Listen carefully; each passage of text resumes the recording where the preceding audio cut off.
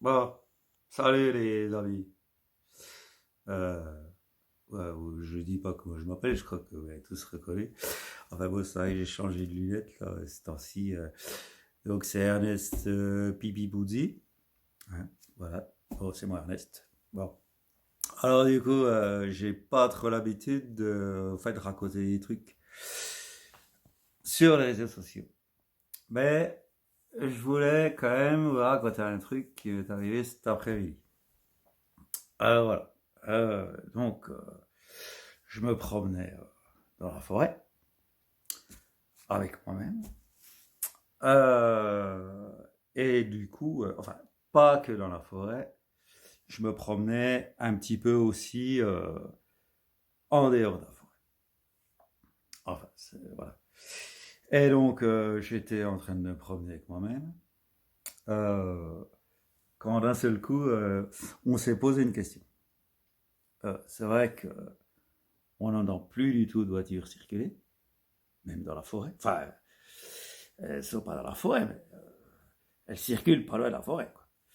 Et à un moment donné, on s'est dit aussi, enfin, je me parlais de ça, et je me disais, mais il n'y a plus d'avions qui passent dans le ciel. Bon, enfin, c'est pas pour ça que je voulais vous parler de ça aujourd'hui. Mais en fait, la question que je me suis posée, c'est, en fait, on n'entend plus rien. Bon, alors ça, c'est une chose, mais c'était pas pour ça que je voulais vous parler de ça. Donc, on discutait entre nous, entre moi et moi-même. Alors, pas que dans la forêt, on était un petit peu aussi à côté de la forêt. Et à un moment donné, euh, on s'est rendu compte que le fait qu'il n'y ait plus de voitures et plus d'avions, euh, il n'y a plus de pollution. Enfin, ça, je ne peux pas le dire, mais en fait, il s'est passé un truc qu'on a trouvé. Enfin, que j'étais pas que dans la forêt, on était aussi un petit peu à côté de la forêt, mais on s'est trouvé un truc bizarre. C'est qu'à un moment donné, on a été, entre guillemets, suroxygéné. Alors, on s'est rendu compte de ça quand on est rentré dans la forêt. Enfin, avec moi-même, je discutais, c'était une demi-heure qu'on discutait de ce problème de. Enfin, pas un problème, justement, que d'un seul coup, il y a plus d'oxygène que d'habitude. Donc, du coup, enfin, moi, personnellement, si vous voulez, ça m'a pas non plus trop dérangé. Mais je voulais savoir si vous, quelque part, vous aviez été un petit peu. Voilà, au courant de ce truc, ou ressenti, ou cette histoire de suroxygénation, c'est quand même extraordinaire. Enfin bref. Et du coup, oui, bah, oui. De quoi tu dis? Ah, la médaille. Ouais, alors, du coup, je te parle de ça, c'est quand même extraordinaire. Donc du coup, la discussion qu'on avait en sortant de la forêt, de ce suroxygénation, on s'est dit, entre moi et Ernest et moi, on va se faire une petite course. Donc je me suis tapé à 100 mètres.